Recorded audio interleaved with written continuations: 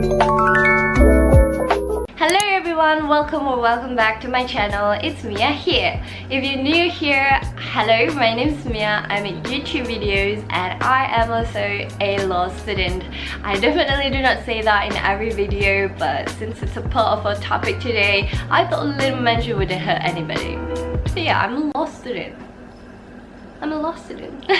As you can see on the title down here, or probably the reason why you're here, today's video is going to be a bit different and kind of out of my comfort zone since I've never shared something as personal as this before. But you see, I posted a very dramatic, cinematic and emotional video on TikTok. I'll take your hand and hold it closer to mine. Yeah. Our love was there, but now you're changing.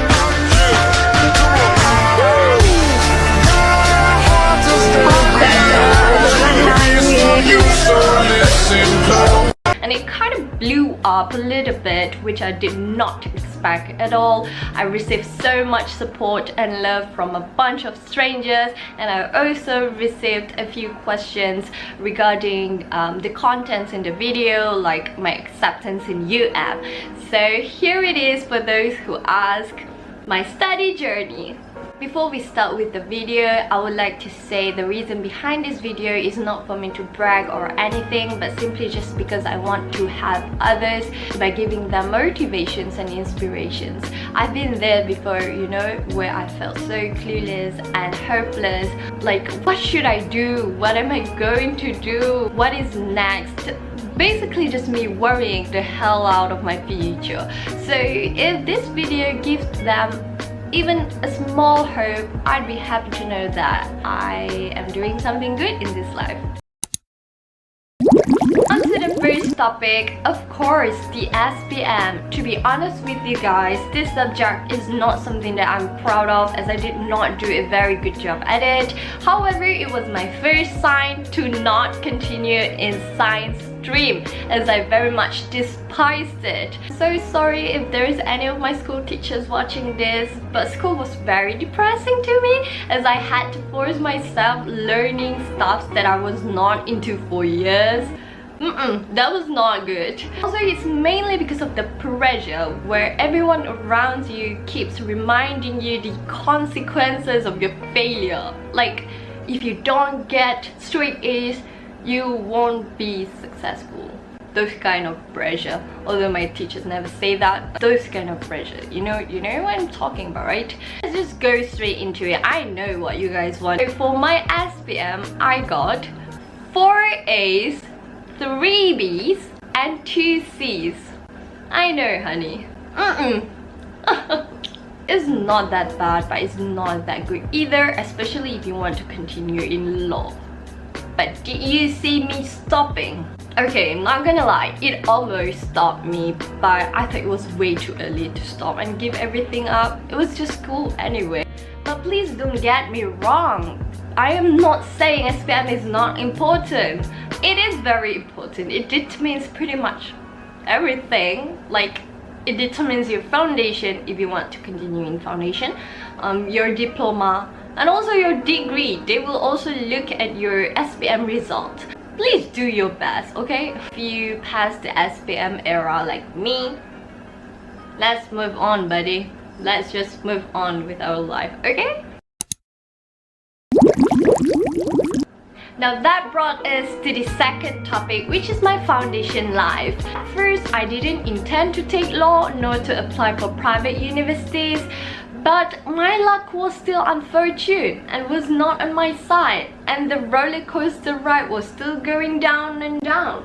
Why? Because I missed the interview for the foundation in xoxo UITM that I applied under UPU. It was my first choice, and I missed the interview because of my carelessness. I thought I had to submit the interview before 12 AM, but it turned out to be 12 PM. Very disappointing, very heartbreaking. So what did I do? Applied for the second time under UPU for the diploma in Pentkabiran Awam. Here you can see how I got myself into law slowly. It was a fail. I didn't get accepted. Of course, I was so heartbroken and disappointed. Imagine failing twice. Started questioning my luck, my life, and my worth.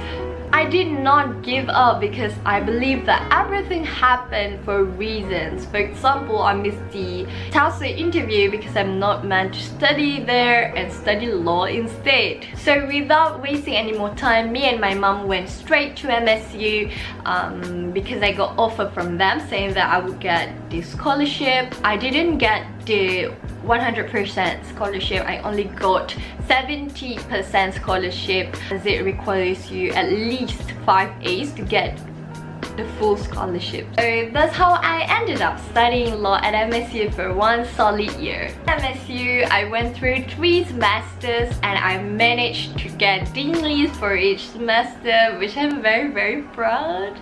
But I know that's not what you guys want. You guys want to know my final CGPA, is it? Very greedy. But okay, that's why I'm here today. My final CGPA for my foundation is 3.73 only. The reason why I say only is because I know that I could have done better, but I'm still proud of myself. It was not an easy journey, but I succeeded in maintaining the score, which I think is something that deserves a head pat. No, I don't accept back pats. I want head pats. So there's also a few people asking me if studying law is hard. I'm gonna talk based on my experience in foundation and not bachelor, okay? Because it's different, it's very different. So during my foundation, I didn't find it hard and I actually enjoyed learning it. Knowing me, I love trying and learning new things. So I think that's why I found it enjoyable. But generally speaking, I think every course is difficult, you know, be it engineering, medic, law, arts, fashion. Every course is difficult in their own way, but to make it enjoyable, you need the passion. So how did I go from MSU to UM or UKM, since I got the offer letter from both universities with the CGPA 3.73 and without applying under UPU? The answer to this very famous and frequently asked question is through the open application. For UM, the open application is called XO. For UKM, there is a program called the International Program.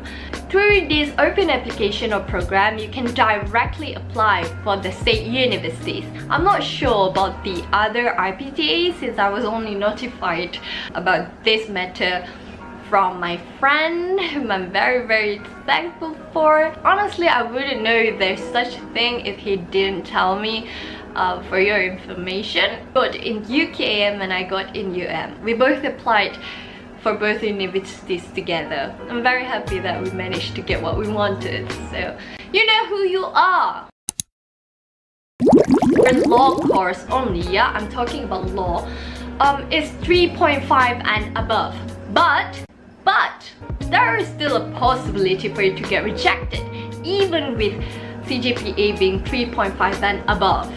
I'm not sure why, but I have the idea that they look at the previous semesters or your SPM. So that's why I told you that SPM matters. One important thing that you need to know about this open applications or program, this is very important, yeah. Your fee, your university fee is different. You won't get the subsidy from the government like those who apply under UPU. Your fees will be way higher than those who applied under UPU because they got the subsidy, but you don't.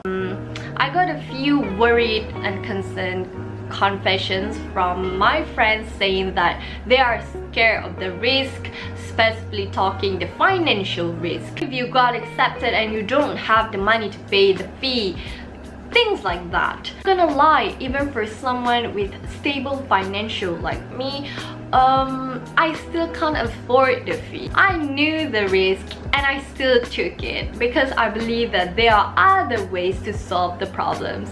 Like, you can always apply for the scholarships and also the loans. Yeah, don't worry, there are loans. There is also the PPBU, pinjaman boleh ubah, like MARA, JPA and Bank Rakyat, where the loan will be turned into scholarship if you manage to pass the required cgpa. Like for Bank Rakyat, the required cgpa is 3.5, and for MARA I think it's 3.75. I don't know, but it's pretty high. You can do your own research on that if you would like to know more. That was a brief explanation on the fee. Let's get into the interviews. If you're here for the interviews, I hope this will be helpful, okay? So let's go. For UKM, they will ask you to do 4 things: 2 videos and 2 essays.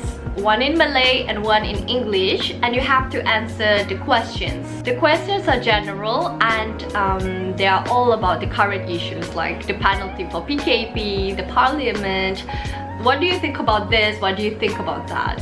Just your opinions. That's all for the UKM. It's very simple. Meanwhile, for UM, first thing they will do is email you the invitation if your application got accepted. If you don't get accepted, you will get a rejection email instead. During the interview, you will go through 3 steps.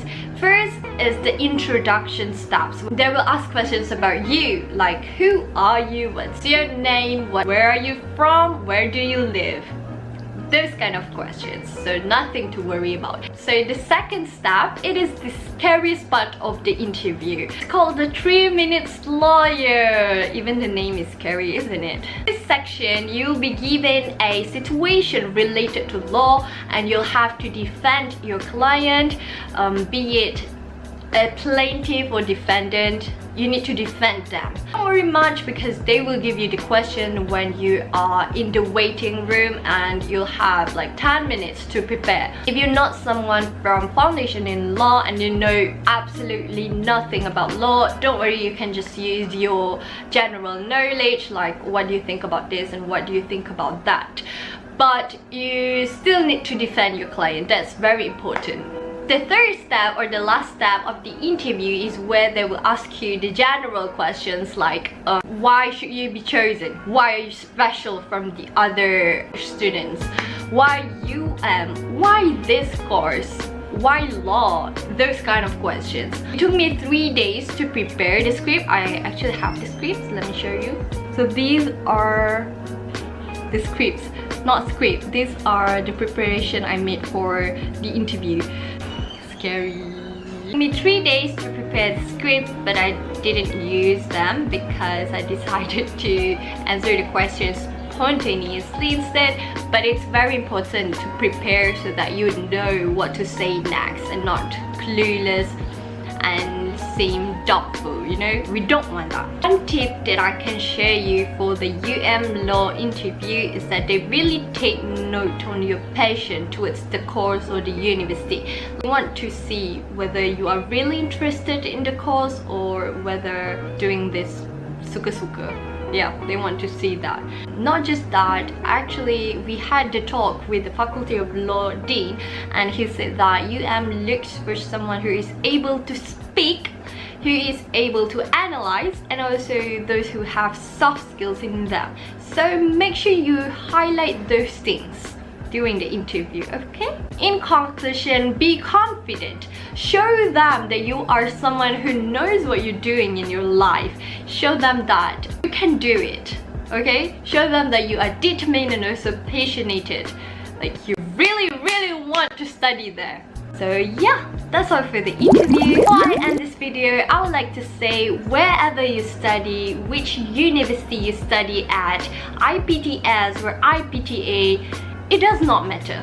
What matters is you, because everything comes from you. If you work hard, success will come to you eventually. I know I sound like pakar motivasi because it's true. Don't ever feel like you are less than someone just because you study at IPTS or Matrix or STPM, anything. That is a very stupid mentality here. We are all the same. It's just different universities, different places.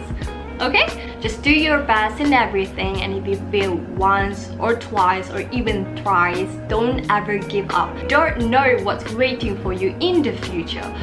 Honestly, I never expected, I didn't even think it was possible for me to study in UM, but here I am, a law student at UM. Nothing is impossible, guys. Nothing is impossible except getting married to your bias. Good luck in everything, and I hope you achieve what you want. If you like this video, don't forget to give a thumbs up, comment down below any questions you want me to answer if this video doesn't answer your questions. I don't know what to say. I really prepared for the video. I even wrote the script for this video. I hope you guys will appreciate it. Bye bye. See you when I see you. Don't forget to subscribe.